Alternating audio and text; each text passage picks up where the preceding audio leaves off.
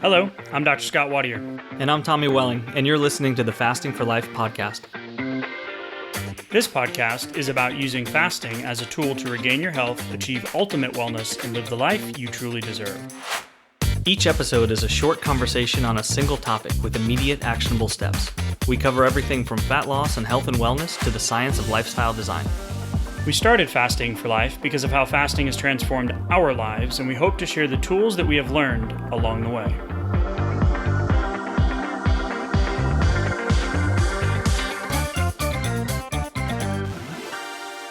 Hey everyone, welcome to the Fasting for Life podcast. My name is Dr. Scott Wattier, and I'm here as always with my good friend and colleague Tommy Welling. Good afternoon to you, sir. Hey Scott, how are you?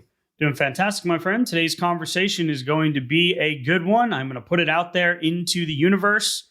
As always, we're going to have some fun, probably have some laughs, tell some bad jokes, but we're going to keep the main thing, which is talking about fasting and how to adopt this fasting lifestyle to get the long-term weight loss and health results that you have not been able to acquire up until this point. And that is exactly how you and I ended up here, Tommy. We both have similar stories and similar journeys. And if you want to hear more about that, you can feel free to go back and listen to the first few episodes of the podcast, learn a little bit more about who we are and what we do. If you are indeed new to the Fasting for Life podcast, there's a lot of fasting podcasts out there. It is a new thing, a new hot topic, a new conversational thing that you hear a lot more about. Yeah. Even though fasting's been around since the dawn of time. So we appreciate you guys listening. If you've been a long-time listener, give us a shout out. Let us know how your journey's going. Info@thefastingforlife.com. If you're looking for some resources, you go to thefastingforlife.com. Go to resources. We've got a fast start guide, an insulin assessment, some tools to get you started or help you along your way on your fasting journey. And we like reviews. So now we are well over 1 million downloads. So just an appreciation shout out. We haven't done it in a while. We've gotten a little nerdy and and diving into some of the more deeper physiological concepts around fasting and over the last few weeks. So I want to give each and every one of you listeners a shout out. Continue to tell Apple and Spotify and the podcast gods that we are doing something that is worth listening to. So drop us a 5-star review. Those are our favorite. Give us a reach out, give us a shout out. Let us know how your fasting journey is going. All right, Tommy. So today's conversation, I'm just going to throw out a disclaimer at the beginning. Okay. You ready? Ready. Okay. So we are not going to be speaking around today's conversation in all seriousness from a clinical perspective. Okay. If you listen to this topic and you think that you align or have some of these issues from a clinical standpoint of an addiction, then we definitely want you to go get and get some help and seek out the right people. And we'll give you some guidelines on what that looks like. But we want to talk about an article that was written by Stephen Guyenet. I'm not sure about the pronunciation. I did go in and Google the pronunciation ahead of time, but I didn't believe that was correct because it seemed really jumbled. So he is a PhD, and he wrote this article around food addiction and is it real and does it matter? So it's something that's out there, and it's something that we hear a lot in feedback for people that are coming to fasting as a way to lose weight and regain their health. And there's a lot of conversation around cravings and off-limit foods or bad foods or sugar addiction, right? Yeah. And so we want to talk about this from a come from of an understanding that there is something going on with our relationship with food as a society that is leading to the skyrocketing weight and obesity epidemic that is then in turn leading to metabolic disorders, heart disease, diabetes, and all of those other comorbidities that come with, blood pressure and cholesterol and thyroid and medications, right? So the reason why we felt like this was a good conversation is there's a lot of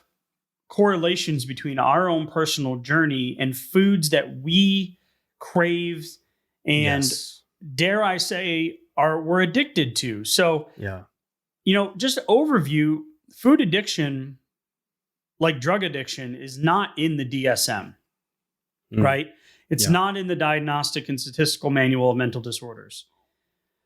But what Yale has done, has come up with, because there is something going on again, right? With this epidemic of increased waist circumference and increased heart disease, and all of these numbers are skyrocketing, even though, not fear-mongering here, but even though we have more access to healthcare here in the States, we're spending 10 times as much in trillions of dollars a year on our healthcare system. Yeah.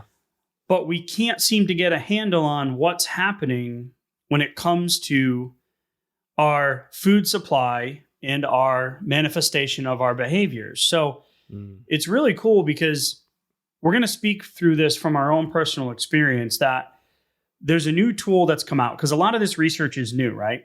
Yeah. And the new tool has come out from the Yale Food Addiction Scale, or the YFAS, and they've come up with 7 features of addiction that are incorporated into this scale. And when you and I read this, we both went, oh my God, I have those. Right. So can this really be real? And we're not going to go down the rabbit hole of rodent models and human models and how sugar has a definite dopamine effect on the brain. And I want to come from the palatability, the salt, sugar, fat conversation and that angle. And then really how fasting is like fixed a lot of this stuff for us. So anyway, that's the introduction. So here you go. I'm just going to sit back and listen for the next 10 or 15 minutes and have you unpack it for us. All right. So the Yale Food Addiction Scale, talk about mind blowing. Like I had never seen anything organized in this way. And honestly, if I had looked at this before my fasting journey had began, I don't exactly know what I would have thought. I probably honestly would have thought, well, that stuff doesn't really apply to me because I know how to track the calories and the macros of what I'm eating, even when I am eating the foods that I can't seem to get myself away from or can't stop thinking about. So to your point, salt, sugar, fat, that book really started to open my eyes to, what could potentially be going on with my own psychological cravings, my own physiology, and the fact that what I was really craving, or what I tended to expose myself to as far as ultra processed or indulgent foods for myself, because I grew up eating them and I had emotional ties to them. I really did highly crave them.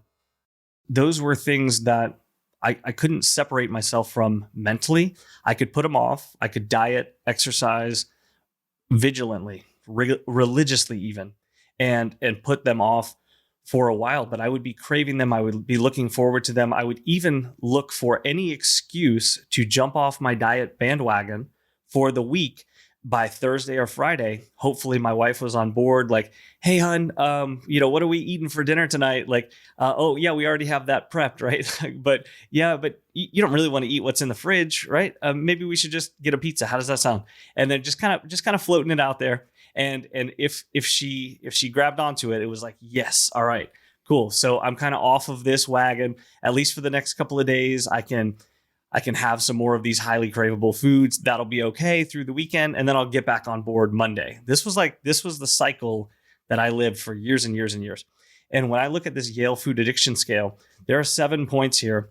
And I quickly counted 6 out of those 7 that I clearly had, despite probably not being able to admit it to myself just maybe 3 years ago. And it's eye-opening. Yeah. So just real quick, the substance tends to be consumed in larger amounts or over longer periods of time than intended. Right. Reducing time. So these are already hitting home with me. Reducing time spent on important recreational, social, or work-related activities because of consumption. Mm-hmm. Persistent desire or unsuccessful attempts to stop or curb consumption. Continuing consumption despite negative physical or psychological consequences. And there's a little blood sugar meter there as an image. Yeah. Spending a lot of time on activities related to consumption or recovering from consumption. Mm-hmm. Needing more of the substance to achieve the desired effect. And withdrawal. So like unpleasant symptoms when withdrawing from the substance. Yeah. So again, when we started this, there's also another scale created, the Addiction Like Eating Behavior Scale, the AEBS, and that's not directly derived from an analogy like, say, a drug addiction. The difference with food is that we need food. We need inputs to nourish our bodies, right? So you don't need methamphetamine, right? Like that there's a different level of chemistry that's going on there, but there are some similarities. And the most common one that we hear about is a sugar addiction, right? So, I'm addicted to sugar, right? Well, I know for me, I've never been a sweets guy. Mm-hmm. So if sugar addiction was the main driver of the carb insulin model of obesity, then how did I get there?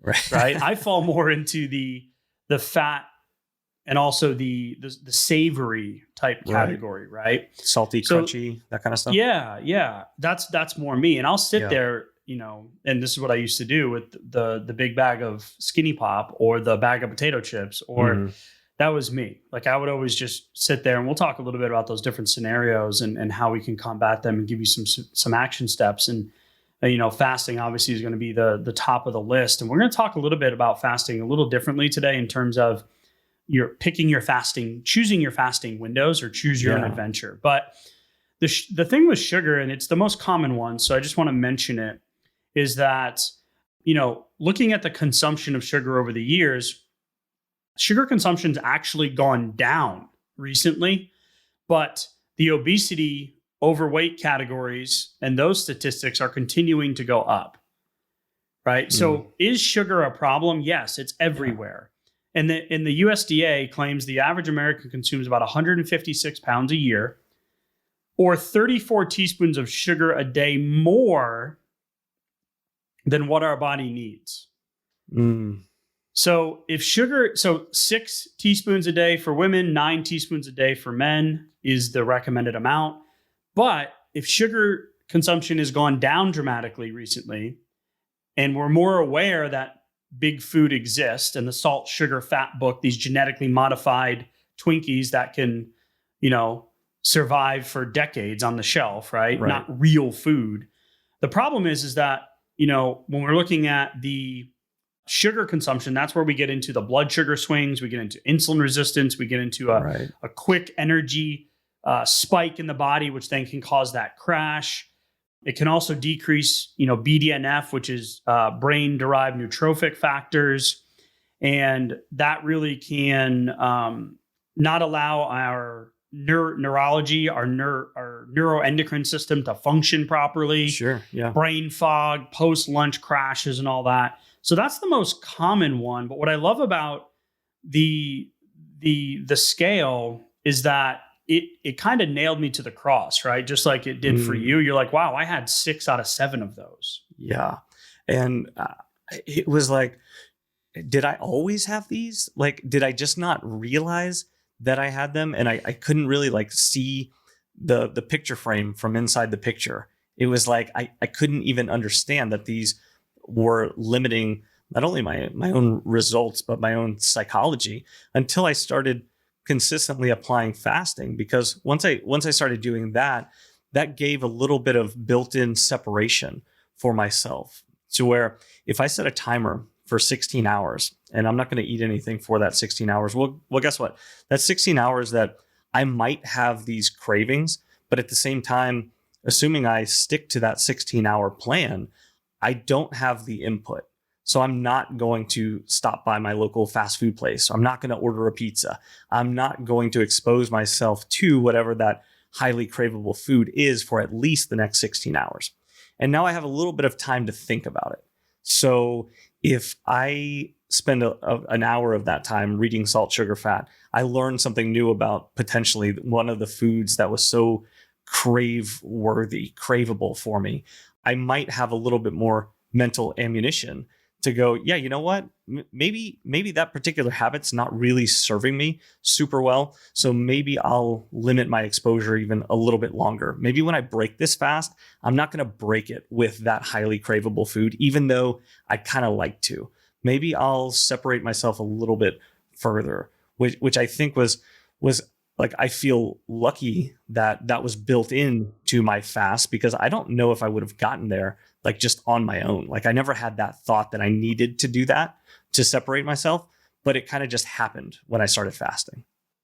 Yeah, it wasn't my intention either to end up in a place where I would have a realization that the thing that I was doing in the moment that I was enjoying for whatever Mhm. reason, right, was going to result in me feeling a certain way, you know, immediately after the Yeah. consumption, or let's say the next morning when my sleep was all disturbed. And I Right. noticed for me, one of those things was alcohol, where the realization came for me was actually with my kids, where it was like, man, I'm tired and I'm more angry and I'm more irritable the next day Mhm. after consuming a few IPAs on a date night. I know we talk a lot about this because it's like one of those things that's just been a habit that's been ingrained as a non-negotiable for so long. Sure. And in between, there's not much consumption, but that Saturday was not nearly as enjoyable, right? Like the Mm. weekends were starting off not feeling great and being on my game to be that better dad, that better husband. So that's where the Yeah. realization has come in for me as well. Not just specifically like, bantering back and forth about, the research and medical communities don't really know if food addiction is a real thing, right? Like a substance addiction, like tobacco, or a Yeah. non-substance addiction like gambling. There's really no consensus when it comes to food. But I know that on a Friday night, just like you would message your wife and be like, "Hey, so what do you want to do for dinner tonight?" I'd be the same thing. Be like, "Hey, you want to go? You want to go grab some drinks and hang out?" Like Right. that was my default because Mhm. that's what I did for so many years through the being in the restaurant business, and it just being like the social cue. And we'll talk about cues and kind of habits here in a minute. But it's interesting because when we continue to look at the the things that like support the concept of food addiction, you know, modern processed foods that stimulate the brain, the dopamine response, Yeah. especially the combination of fats and carbohydrates, Yes. calorie dense processed foods, rich in refined carbohydrates, are more likely to trigger those addiction like eating behaviors, while the more simple, unprocessed foods are less likely to trigger. So there is evidence out there that people self identify. This is why we're talking about it, because we hear this often, All the time. right? Yeah. All Mhm. the time. When you're addicted to a certain food and like you experience distress due to the struggles of trying to control that intake, and Right. you can't restrict and omit your way to happiness. Yeah. And then the Yale food scale, takes some of that criteria and applies it to the food. So it's not an exact like apples to apples, but there are some correlations there. And people with that self labeled food addiction have a pattern of brain activity that's similar to the drug addiction or the gambling addiction. Mhm. Now, when we're looking at like rodent studies versus human studies, like we don't want to go down that path. Again, not our area of expertise, but how can we then, like, there are neurochemical changes that take place, but how can we insulate ourselves and encourage ourselves to celebrate the journey of how to take the situations, Tommy, that you and I experienced and actually put them into a plan, like where that you have the control panel in front of you where you can pull this lever down and bring this lever up to Right. increase your confidence to know that, maybe I'm not addicted to the food. Maybe it's the cue that causes me to exhibit the habit that Yeah. manifests itself in a food related behavior. And that was Wow. me. Yeah. That was me. The pizza, the beer, the Sunday fun day, Mhm. the date night. Like I've had that realization recently where I'm like, yeah, the juice isn't worth the squeeze anymore for me. Like I just Yeah. don't feel good enough. But if I was truly addicted to food, like how did I just meander my way through and figure out a way to break it? Well, no, there Yeah. was there was some sustainable things that we did in between to get there. Yeah, and I think you have to start becoming a little bit observant of those things, and sometimes journaling can help. Where you go like, okay, if I'm consistently setting a fasting timer, but I'm having trouble sticking to it, or I'm having trouble like being focused on my why I'm actually doing this, or why is this important to me? Should I be consistently fasting? Because we ask questions all the time from people who follow us and who are on our email list and things like that. And the most common kind of response that we get for some of those questions is something like, I'm just having trouble getting back on track or consistently sticking to my timer. Well, I know for myself personally, especially when I started off with fasting, I had a lot of trouble sticking to it because of things like highly craveable foods that I couldn't wait to put back into my window whenever I broke my fast. So let alone the fact that I could easily undo my calorie deficit, or any of the time that I had just spent burning through my fat stores, I could undo that by putting the wrong foods into that next window. But what I realized was I feel awful afterwards. I started to associate those negative physical feelings with my next fast. And each one of those made it a lot easier for the next time I set my fasting timer to go, yeah, you know what?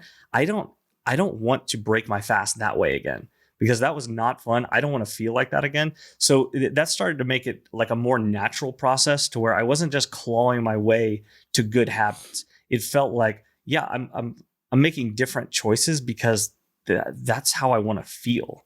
And that was much easier to do.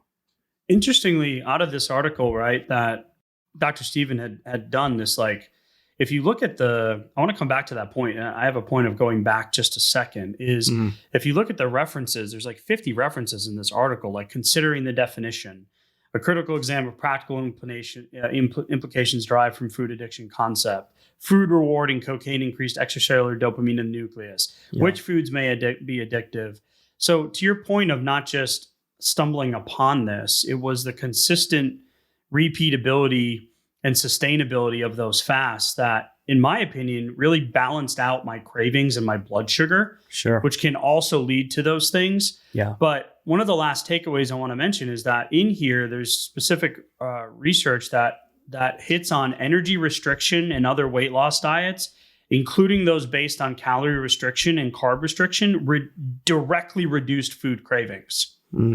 So if you're sitting here going, wow, this is kind of overwhelming. Yes, this is me. I have a sugar. I'm addicted to this. I've got whatever it is, right? Yeah. Is that the first thing here would be to commit to, and this is what I was hearing with what you were saying, is committing to a window with a little bit of reflection. Yeah. Right? Like in the beginning, going all the way to back, the first time I broke a 24-hour fast or a 1 meal a day, it was not a meal. It was a buffet. And I told myself, I'm never going to break my fast that way again. Then I also know that if I'm going to be doing, let's say, a challenge, right? We're going to be doing an advanced schedule, a more aggressive fat loss schedule. Yeah. I am not going to eat high calorie dense, low nutrient dense foods before I go into waking up the next day and going into a longer fast. Because I know my hunger cues, my blood sugar swings, my mood, my fatigue, all of that, poor sleep is going to make me swing way into the, man, this is uncomfortable and kind of sucks category. Right. And that is not a way to go into your next fast. That's not a way to enjoy the process. That's not a way to actually burn through those long-term fat stores consistently.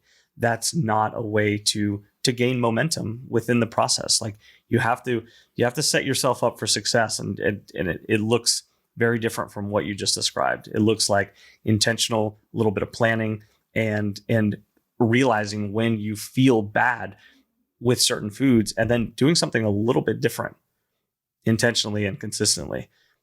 Oh, I just love this idea. Well, we know that there's evidence that shows that fasting can help with that metabolic flexibility, better blood sugar control, insulin sensitivity, so you don't get those big swings or those big cravings anymore. We also know it helps balance out your leptin and ghrelin, which is your satiety and hunger hormones, right? Like we know that those can then, once we pull the resistance down, you're going to get those hunger cues like that are really hunger and not just the cephalic phase and our five senses telling us that we are hungry because we saw the Chick-fil-A sign driving home. But I love this quote from Dr. Will Cole. And he talks about it's unique from, fasting is unique from other programs because it encourages people to customize their fasts, making it longer or shorter to suit their personal needs. So this isn't like a meal plan. Yeah. Like here's your meal plan. Well, guess what? We're not a big fans of meal planning because we're telling you what to eat. Well, how about we teach you how to make the decisions on what works for you? Yeah. You know, that whole teach a man to fish analogy or whatever that I'm terrible at paraphrasing things, so I'm not going to, but you know what I'm talking about. Yeah. So it's never meant, and we say this all the time, it's never meant to restrict or omit. It's never meant to feel punitive or painful is the wording that he uses, right? And if you have disordered eating, like, you know, let's get some help, right? Don't just try to do this on your own. Yeah. But the protocols for fasting are really secondary to someone's relationship with their body and their relationship with their food. Yeah. And that's something that we talk a lot about because it can be a trigger for some, but you can't hate and shame your way into loving the process. Like, we have to enjoy the process along the way on what it is that we're doing. And there's nothing better for me when I started to commit to it in the short term. Forget about the long-term goal, losing 50 pounds, right? I was just like, that's a lot. What is my next fasting window? Yeah. And seeing the wins, like, that was the accelerator for me, right? Yeah. So I want to make sure we talk about a few things to curb this concept of food addiction, wherever you fall on the spectrum of in agreement or not, right? But we didn't fast our way into obesity epidemic, right? Yeah. We didn't we yo-yo dieted our way and restricted our way into this imbalance that we're sitting in.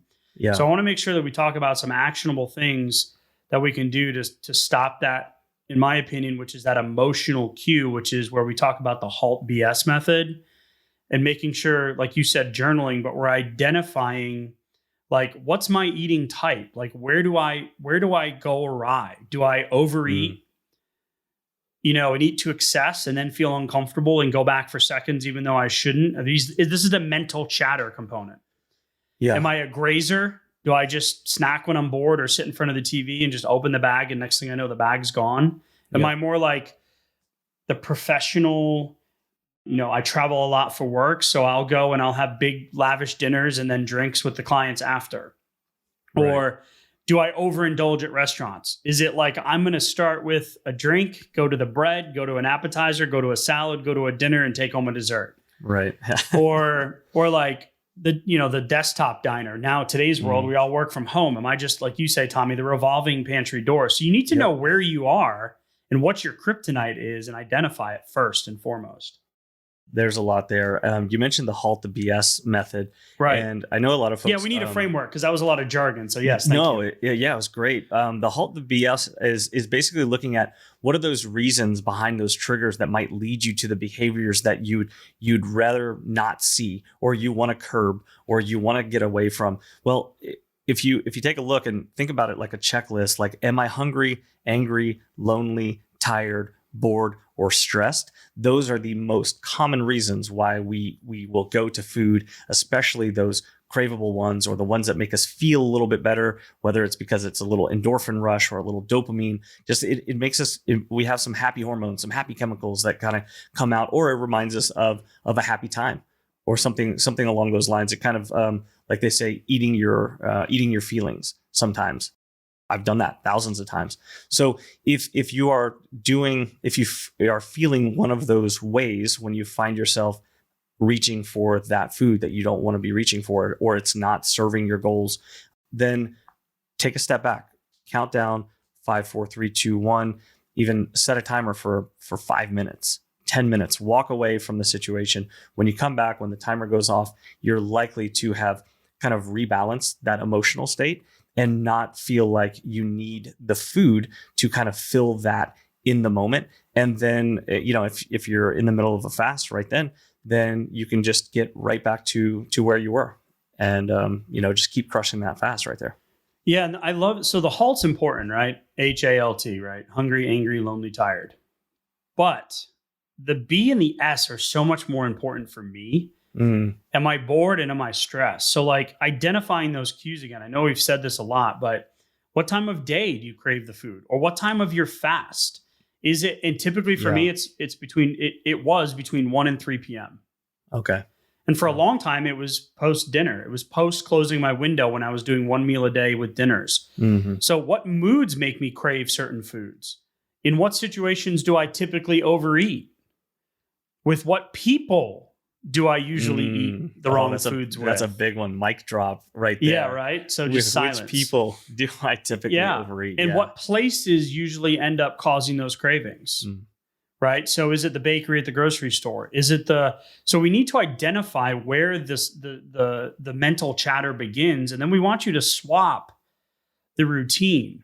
So we typically try to change the behavior when we need to change the routine. Yeah. Right. We restrict the behavior, but no, we need to try to insert something that, let's say, you have certain cravings at a certain time of day, or you're bored, right? Or you're mindlessly watching TV, or you're just hanging around the house, right?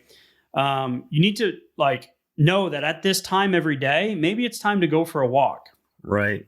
Or maybe it's time to put in that workout, or maybe it's time to do something for you, like something you enjoy to do. And I used to do this early on in the process, and I just forgot about this.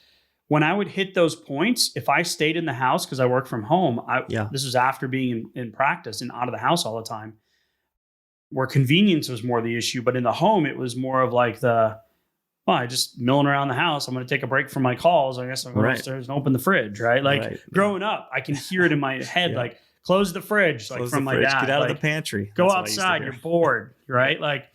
So my point of bringing that up was you can't, if there's once you've identified the time, let's say, you can't just say, all right, I'm just going to sit by myself and stare at the fridge and expect my willpower. No, you need to put something in that space that you enjoy. Like you mentioned, that changes that emotional state, which is then going to change the habit or the action.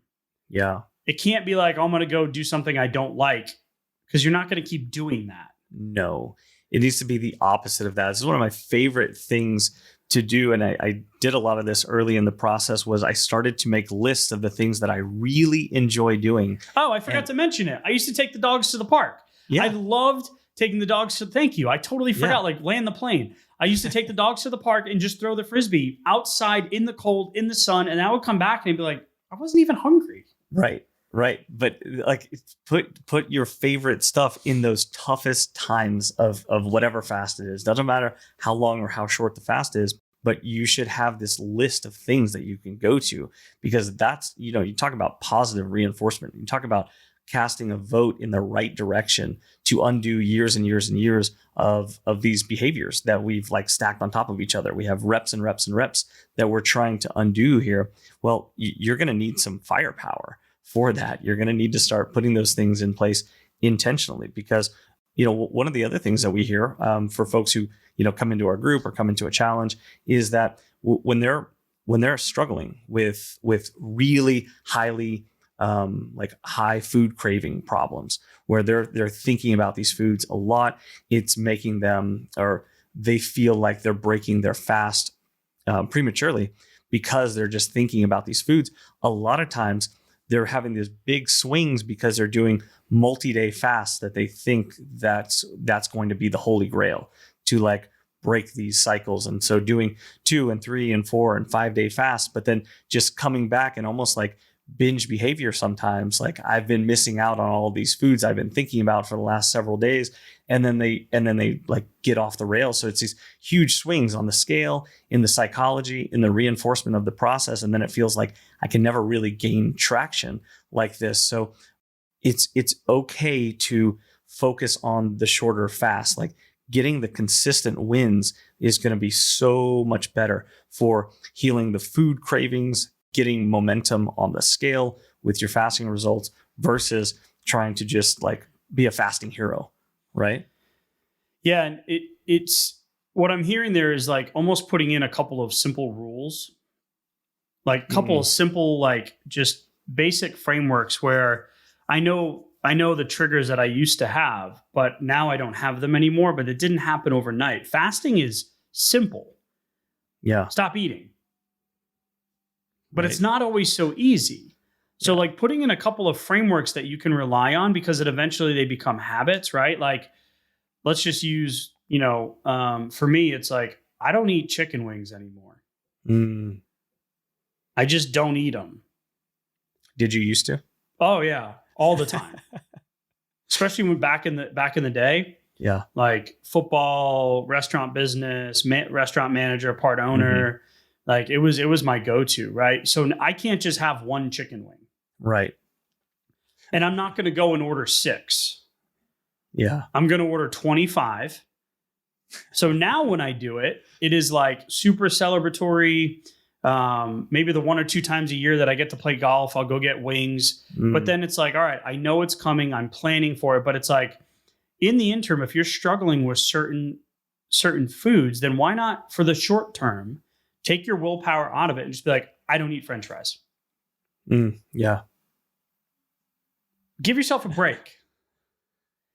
You will surprise yourself when all of the wins that you get sticking to consistent fasting windows, and balancing your blood sugar and removing the insulin and leptin resistance over time, you'll be able to come back to that like I can now.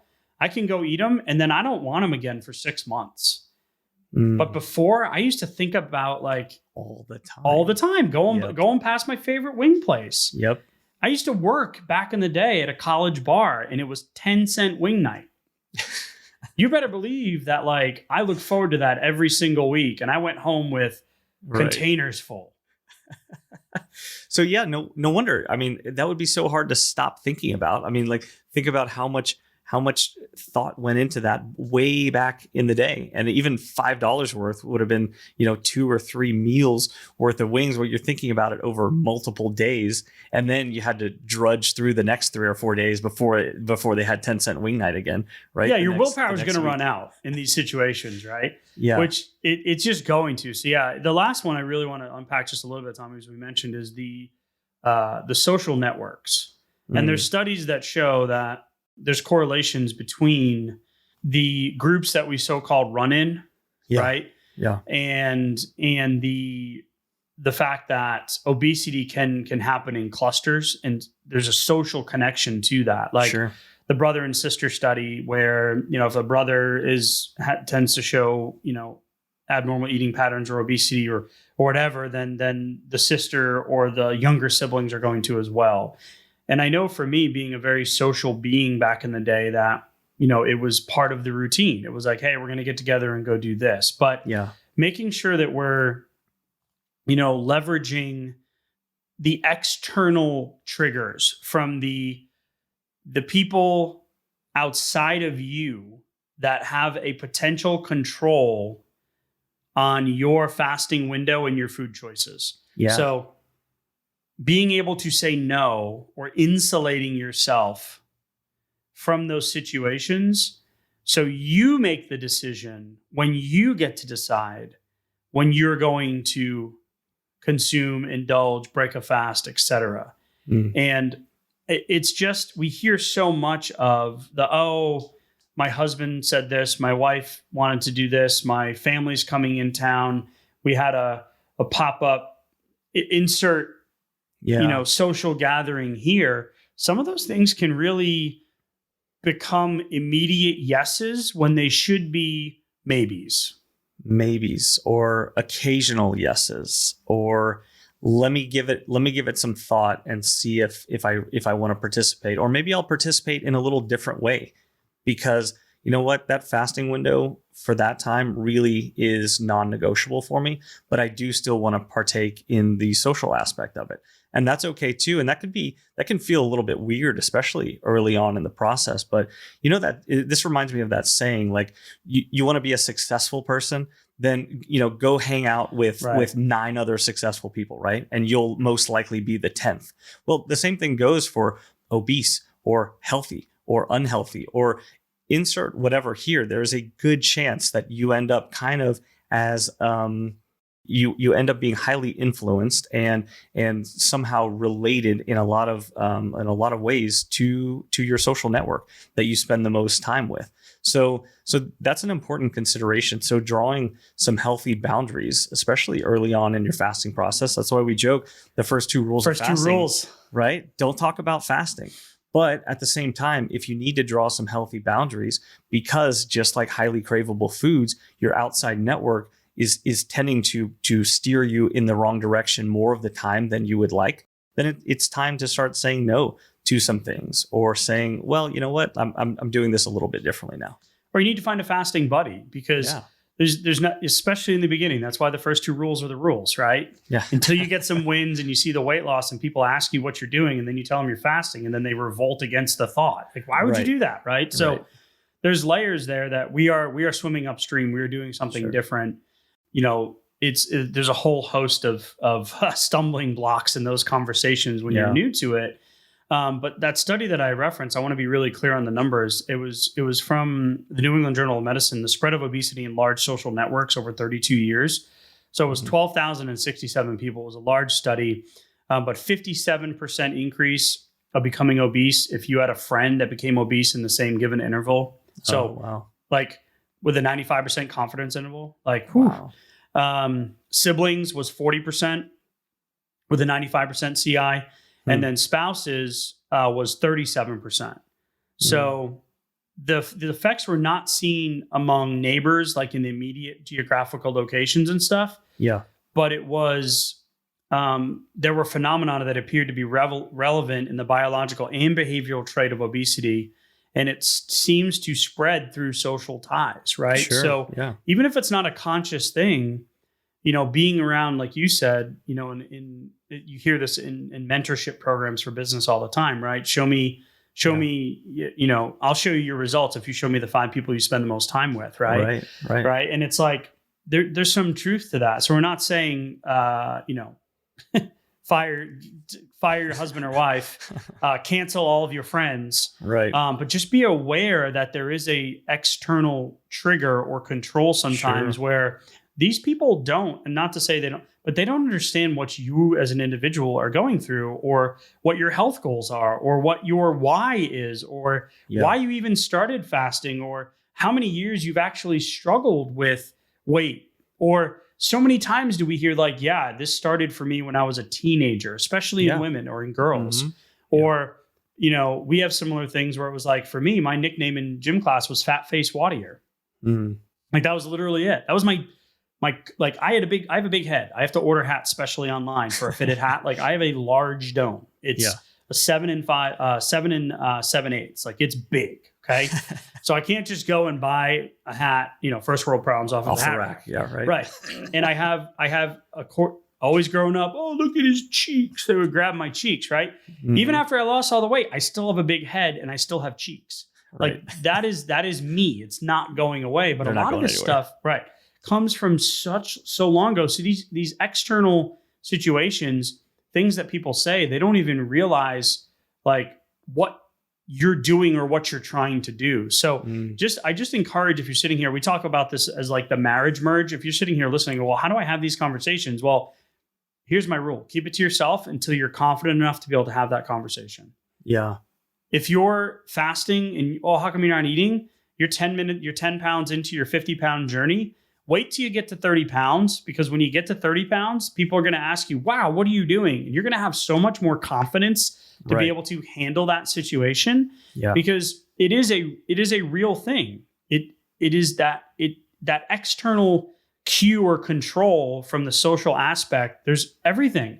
There's a Easter candy. Like just look at the cycle of candy that goes through and the promotion that goes through our holiday calendar here in the United States. There's we're taking down the decorations, we're putting up the next thing, taking this down. Okay, now it's St. Patty's Day. Now it's 4th of July. Now it's a birthday. Now it's always something on the external that's trying to pull you off track.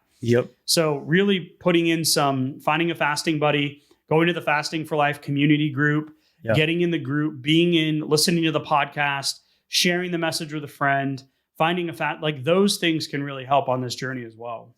Yeah, they can. And I think getting plugged in is such a big thing, because, you know, you really may be swimming upstream here, especially depending on who's in your network. And, you know, how familiar are they with fasting? Do they have the weight to lose that you have to lose?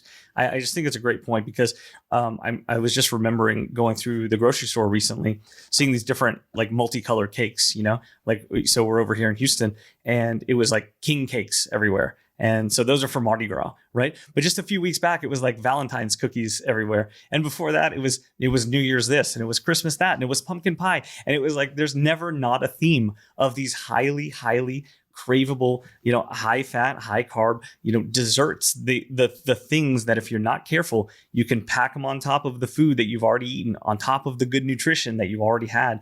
And those calories are just going to sit in there. That fuel is just going to sit there because it didn't make you feel any more satisfied.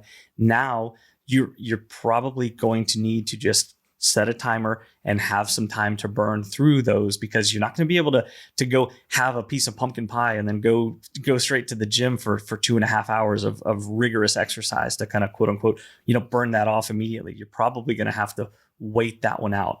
So think of all the times that you may have had that slice or whatever it may be, and think about that the next time you set your fasting timer. Give yourself a reason why I'm committing to this one. Just like if you're paying off $100 worth of debt, well, post it on your fridge and remind yourself why you're skipping your next thing to buy, so you can make an extra payment on that debt there. And think about it like that. What I'm hearing is balance. Like there's got to be a balance point somewhere in there where you can figure out how this is going to work for you. We want to be encouraging in this that we didn't really know where the conversation was going to go. We knew where it started with our own personal journey, looking at the Yale food addiction meth scale and going, wow, that was me. Okay, well, what did I do over the last 2.5 years? Yeah. And what have we seen in our groups and the conversations we have and the questions we get? And yes, it's a fasting podcast. Yes, it's a fasting lifestyle, but we do need sustenance. And half of the problem, like I said, we didn't fast our way into having metabolic disorders and blood panels that were off. I didn't. We underslept, overstressed, and overconsumed our way into these situations. So the best way to start is keep it simple. So I want you guys to if you haven't grabbed the resource, go to the website, thefastingforlife.com. There's the Fast Start Guide, which now has 20 minutes of video support. Yeah. So you get access to 20 minutes of short little videos. They're 3 minutes, 3, 4, 5 minutes a piece. Yeah. And they walk you through exactly how to put fasting into your day-to-day life. And with that, I want to make sure just to highlight that fasting has been able to undo all of the stuff that we just talked about in this conversation. Yes. By simply staying consistent with fasting windows that fit you as an individual, mentally, physically, and emotionally. A fasting window that you can commit to and stay consistent with. Forget about everything else we just talked about. Simply doing that and having you, Tommy, in our conversations, and this is why we started the podcast, is what ended up getting us to where we are now. Yes. And this is what we see in the continuity group, in the community group, in our membership, is that staying consistent, having an accountability piece, and just keeping it simple. Yes, we talk a lot about all the nuance and the psychology and the physiology, but keeping it simple, picking a window that you can mentally start to is really the best place to start, Tommy. So as we wrap up today's conversation, a delicate one, because there's stories on both sides. Is it clinically relevant? Is it not? Is it truly an addiction? Well, the reality is that we need to find our own way through this process. And hopefully today's conversation is going to land with somebody. So appreciate the convo, sir. As always, send us a message, drop us a review. Let us know how we're doing. Love and appreciate you guys for listening and being on this journey with us. Tommy, as always, thank you for the conversation, sir, and we'll talk soon. Thank you. Bye. So, you've heard today's episode, and you may be wondering, where do I start? Head on over to thefastingforlife.com and sign up for our newsletter, where you'll receive fasting tips and strategies to maximize results and fit fasting into your day-to-day life. While you're there, download your free Fast Start Guide to get started today. Don't forget to subscribe on iTunes, Spotify, or wherever you get your podcasts. Make sure to leave us a 5-star review, and we'll be back next week with another episode of Fasting for Life.